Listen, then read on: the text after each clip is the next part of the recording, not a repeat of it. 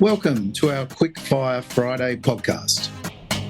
This is the Grow a Small Business Podcast Friday series, designed for people who need big insights in little time. In just 20 minutes each week, with no fluff, just real, proven tactics from people who know their stuff. With your hosts, Mick, AJ, and me, Rob Cameron.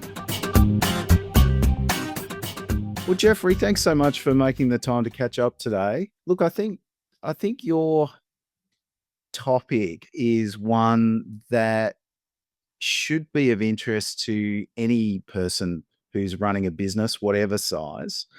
But I guess as a starting point, why don't I get you to give us a little bit of an introduction as to how you explain who you are and what you do? All right, I'll give it a go.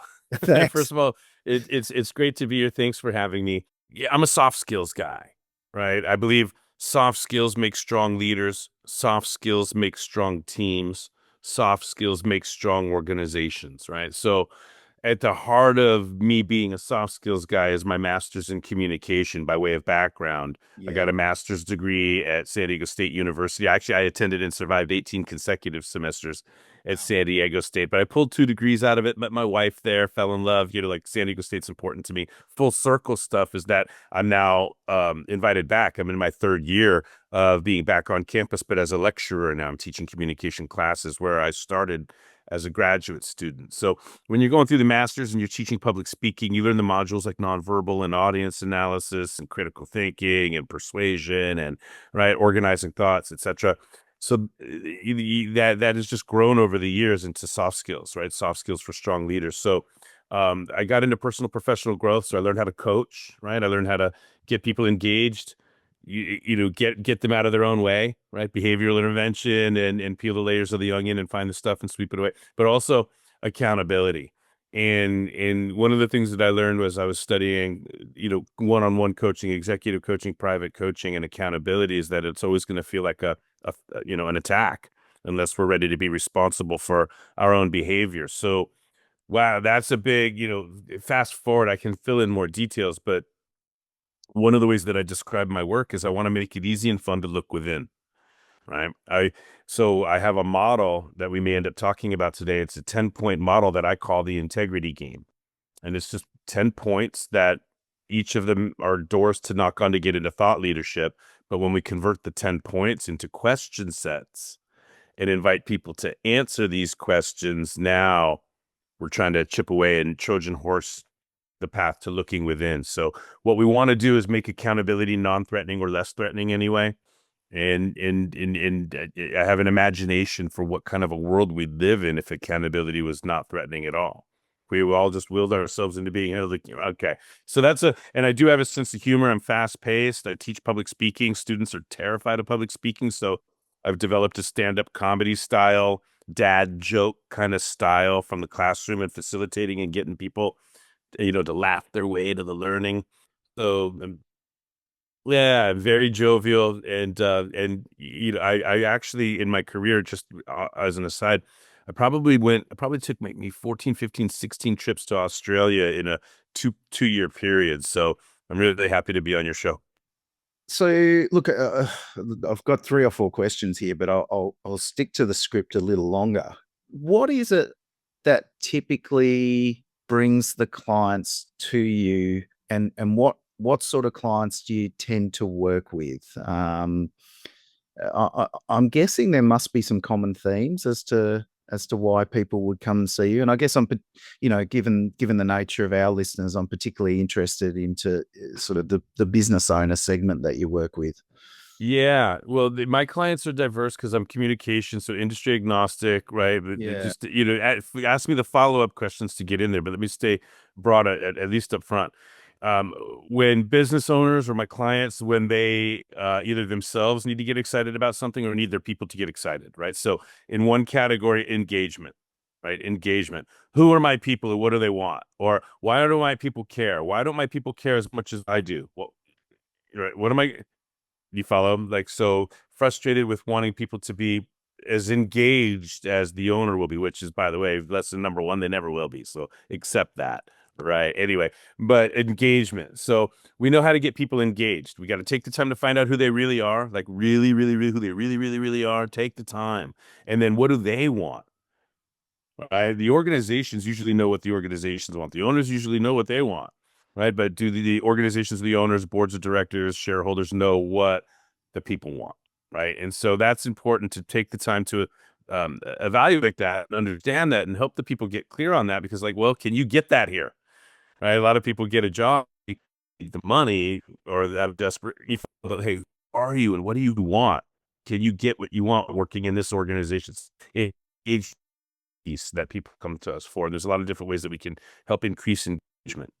A second categorical piece is one motivation, right? And that gets ambiguous. So what we mean by motivation is enough to change behavior, right?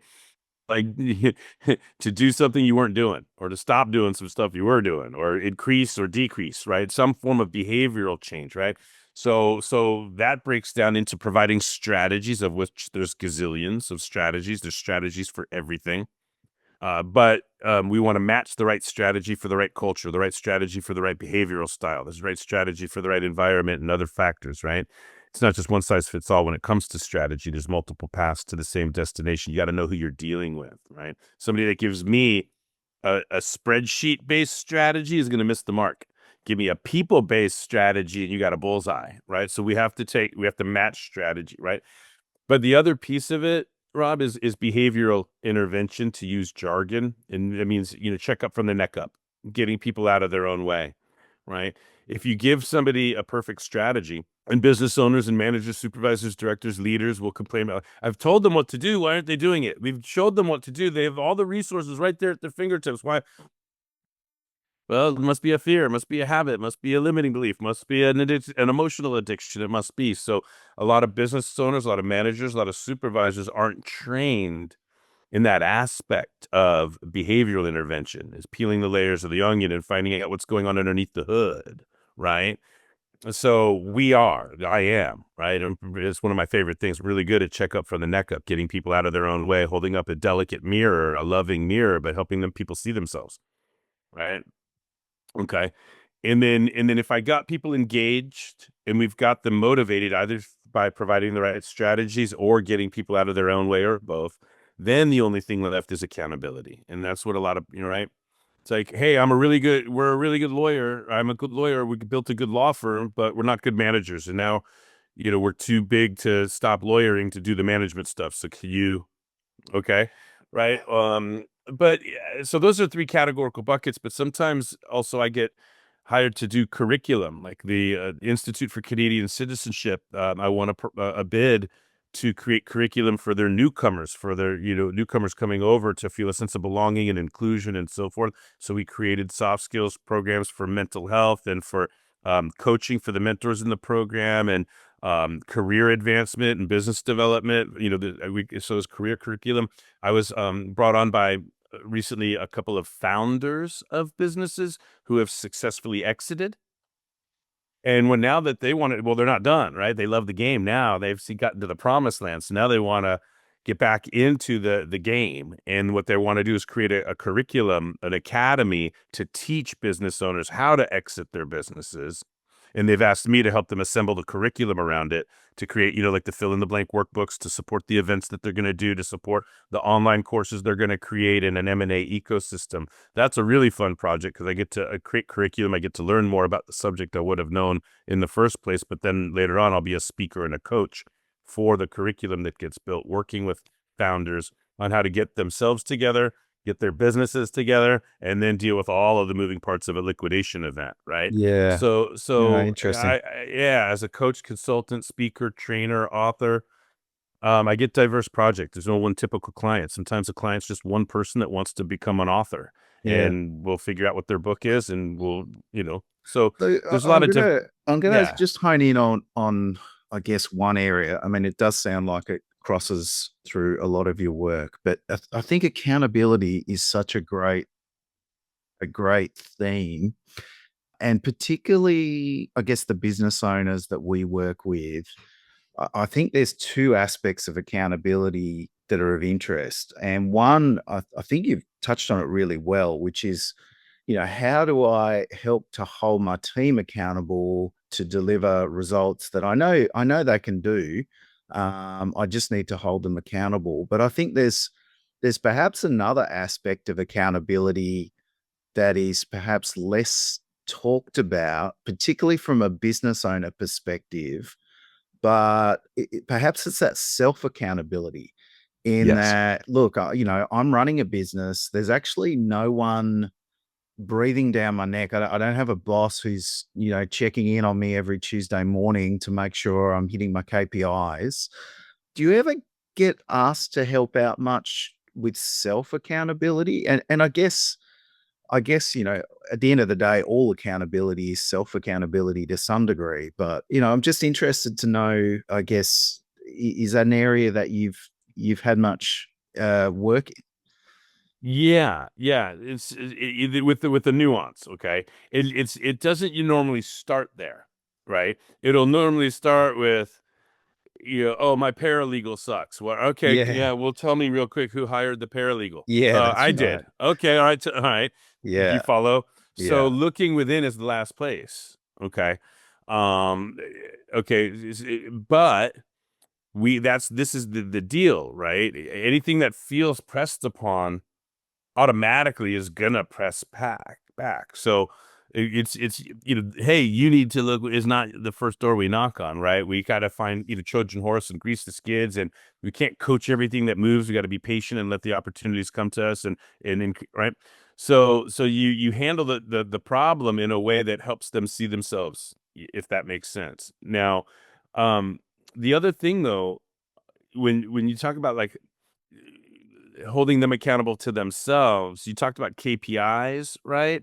So that would be like transactional accountability, right? What are the measurable results? Hey, um, but the integrity game model that I mentioned, the 10-point model, now it's not like, all right, you own a business, so you have to make the business profitable. It's like, why do you own a business? And does working towards a profitable business give you the life you want? So there's other questions that we ask at a higher level, like we want to hold people accountable to declaring their purpose.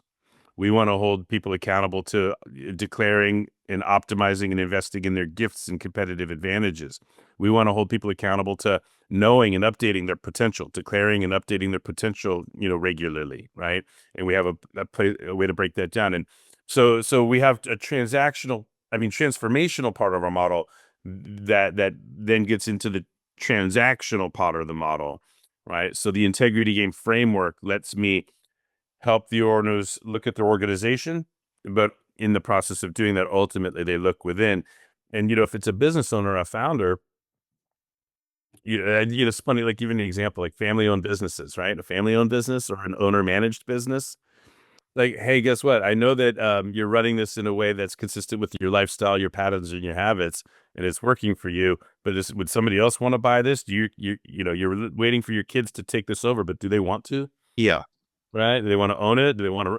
Right. So now we got to hold people accountable to like looking within, like, hey, why are you here? What's the purpose? What's the exit strategy? Let's start with the end in mind, work our way backwards. All right. What are the systems and processes that are supporting you there? Okay, let's get to work and roll up our sleeves. Right. So I hope that's making sense. But yeah, looking within, it's kind of like, you ever hear the expression, oh, it's always the last place you look. Right. And for years and years and years growing up, I thought that was just like a matter of coincidence. Like, of course, the thing you can't find is always in the last place you look. But then I realized later on, of course, it's like, well, once you find it, you're going to stop looking. So it's actually a matter of logic, not coincidence.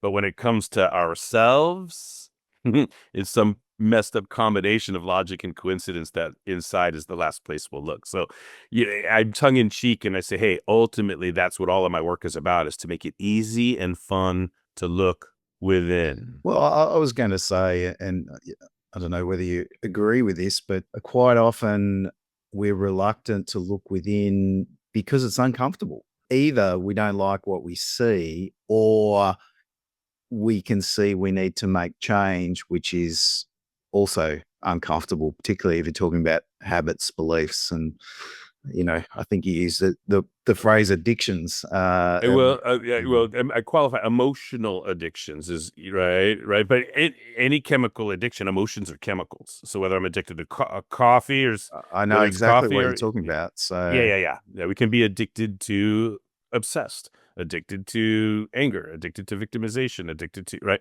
So emotions are chemicals, and then if we experience enough of them, just like caffeine or nicotine or alcohol, we will get the cells will crave those chemicals. So we'll start to attract situations. We'll start to see things in a way that promote meaning making, that give us the hits that we're looking for chemically, biochemically. So I could tell when I'm in a conversation with somebody and yeah, but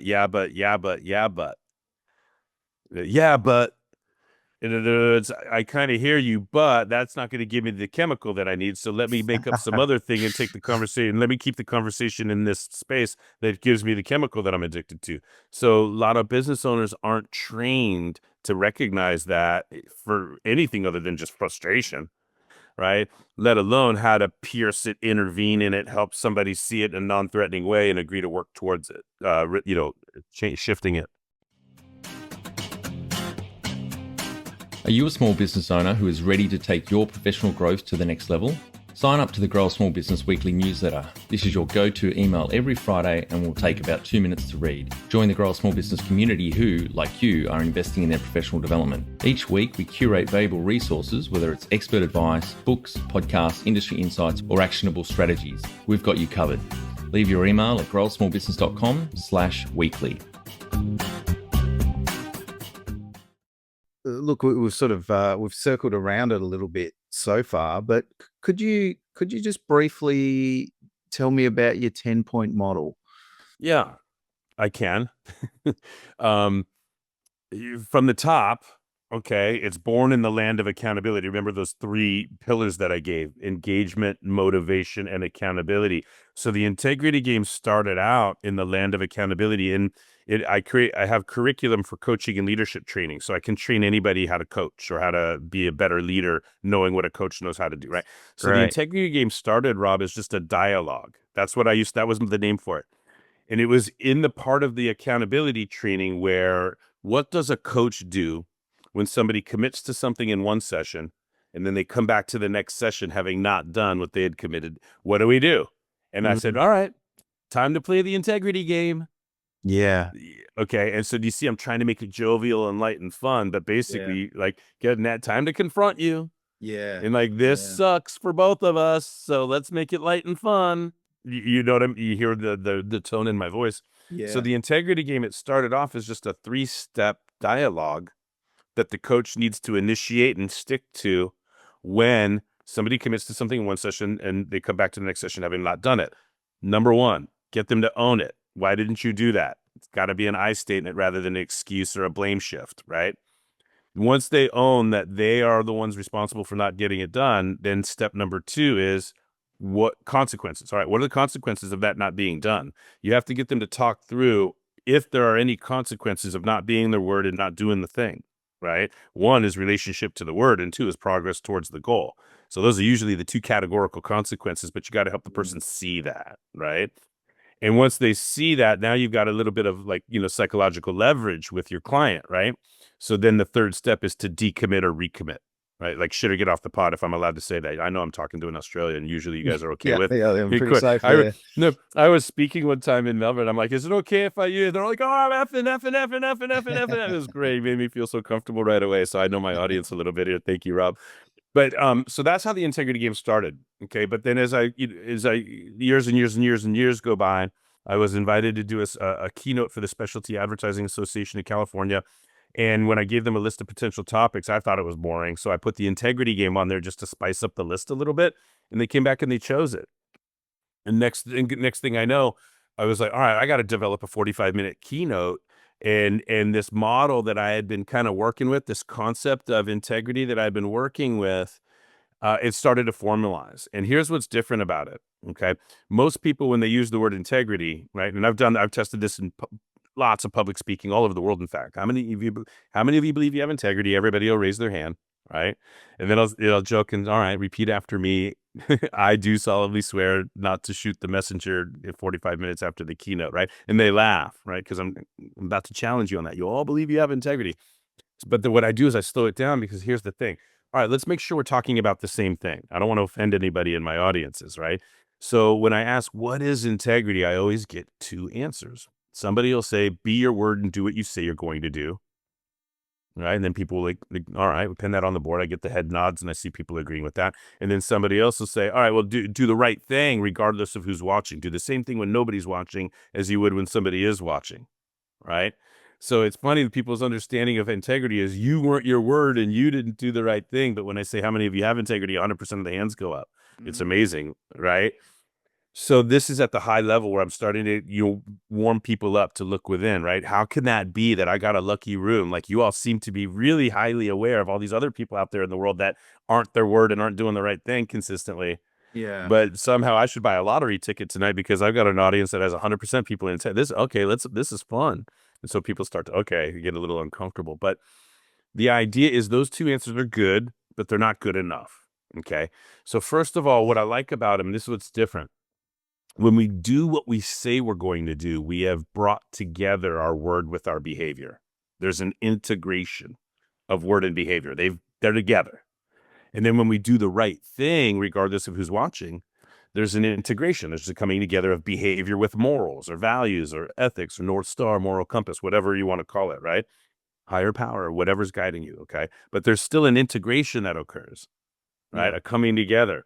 So that's the first thing that I'm trying to do that I think is different, that I haven't seen anybody else do yet, right? Is state the obvious. They start with the same 6 letters.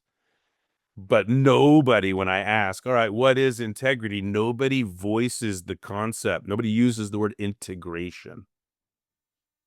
Does that make sense? Yeah. So, Yeah. right, just coming, it is not good or bad, not right or wrong, not clean or dirty, not civil or savage, just together or not together.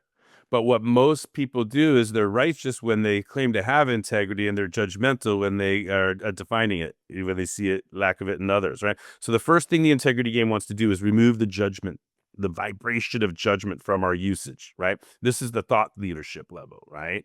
But the other piece of it is that I could say I was going to have 18 beers before being on your podcast, and then I'd drink 18 beers before being on your podcast. I would have done what I said I was going to do, but could I claim integrity? But could I claim it? What? And so there's always, well, if your purpose in life is to test your functional alcoholism, right? But like, we all know the answer is no. Or just something more simple. If I said I was going to get into the car and drive into the first pedestrian I saw, and then I got into the car and drove in, I will have done what I said I was going to do, but could I claim integrity? And we know the answer is no. So in other words, do what you say you're going to do is good, but it's not good enough. And it stops at, it's only good enough to let us judge other people. You follow? I want it to be better than that. And then do the right thing, regardless of who's watching. I'm from America. We can't even agree on what's true. There's 4 years we couldn't even agree on who the president was, right? Red and blue, two wings, the same bird. Depends on which media you watch. That depends on your truth. And like, sometimes time is money. And sometimes patience is a virtue, regardless of politics and media sources, right? Sometimes you got to never give up. And sometimes you got to cut your losses. So what's the right thing? It depends, right? So a lot of us are sitting in judgment of other people not doing the right thing, but we haven't walked in their shoes and we don't know the context, and on and on and on. So these two answers that we normally get about what is integrity, they're good, but not good enough. And so I have a 10. I'm like, hey, I got a 10-point model. There's 10 things I want to bring together in order to increase our integrity, in order to, and then the last conceptual piece is, Rob, a building, the bridge or tunnel, right? It'll collapse under pressure tests without structural integrity, right? Without structural integrity, right? Pressure tests will collapse the thing. Well, individuals, teams, cultures, businesses, same thing. Will collapse under pressure tests without structural integrity too. But what does that look like? And so I want to answer that question from the perspective of soft skills. right? Yeah. Are we engaged? Are we motivated? Are we accountable? We'll probably be able to withstand some pressure tests. Yeah. Do we know who we are? Do we know what our advantages are? Have we declared our potential? Have we set goals? Do we have strategies? Are we resolved in our commitments? We'll probably be able to withstand pressure tests. Are we Yeah. aware of who we're serving? Are we constantly updating our accumulation of accomplishment? Are we proactive in our learning? Then we could probably withstand some pressure tests. So I just rattled off some of the 10 points on the model, right? Yeah. And that's an pretty sound overview of the integrity game. But each point on the model becomes a door to knock on into a land of personal professional growth content, but then Yeah, it can be shifted to questions to invite responses. And so the game becomes understand the questions, draft your answers to the questions, make sure your answers go together rather than dilute or contradict each other, and then advanced level players share your answers with an integrity game certified coach and be held accountable to actualizing your answers.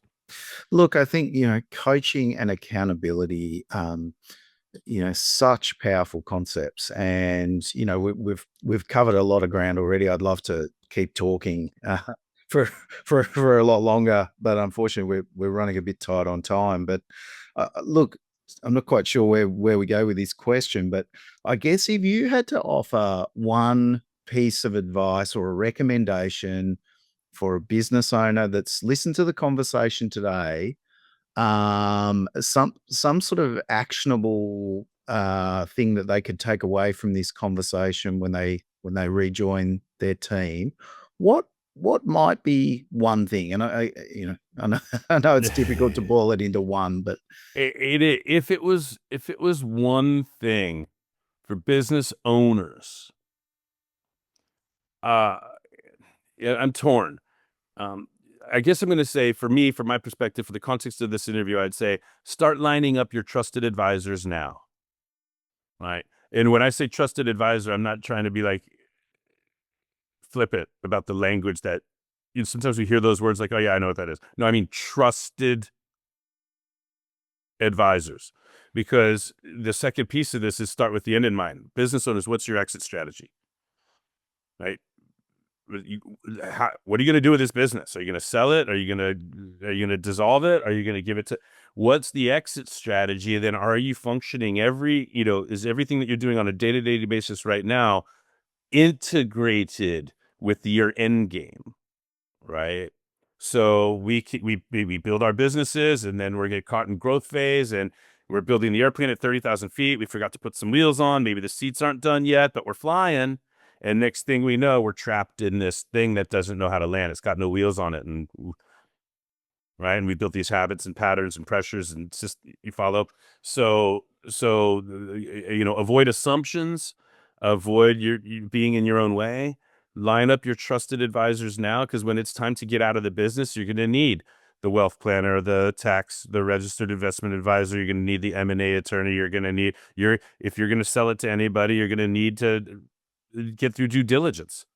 So it's trusted advisors now. Who are the people that are evaluating systems and processes, the marketing machine, on and on? Is your leadership team ready to take over? Can the business run without you? And who the hell are you without your business? Have you ever asked yourself who you are without your business?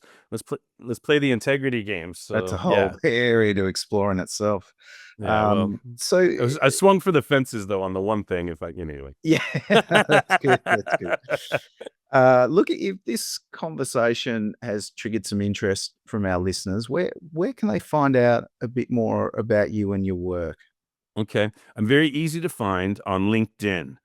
All right, LinkedIn, Jeffrey Klubeck. Also, people can search for the Integrity Game. The Integrity Game is a newer brand that I've been building starting like in 2022. So I don't have as much digital footprint stuff out there as Jeff Klubeck, Get a Clue, but easy to find on LinkedIn. I still respond to all of my direct messages. If people want to check out theintegritygame.com, it's cool too that we've got some stuff on there people can check out. We're building a website. I was having a quick look at that before, so there's some good stuff on there. It's great. Yeah, it's going to get better too. I'm building my airplane at 30,000 feet as well. So yeah, excellent. Everything's in development. It's going to get better. Fantastic. Well, Jeffrey, thanks so much for your time. I really appreciated the conversation, and I think there's so much there. It'd be good to perhaps circle back and have another conversation at some point. Oh, I'd be thrilled. I'd be thrilled to come back, Rob, anytime. Great. Well, thanks again. Want to help other small business owners improve their business? There's one quick thing you can do, which is jump over to iTunes and leave a review. Or if you don't have an account, follow us on Spotify.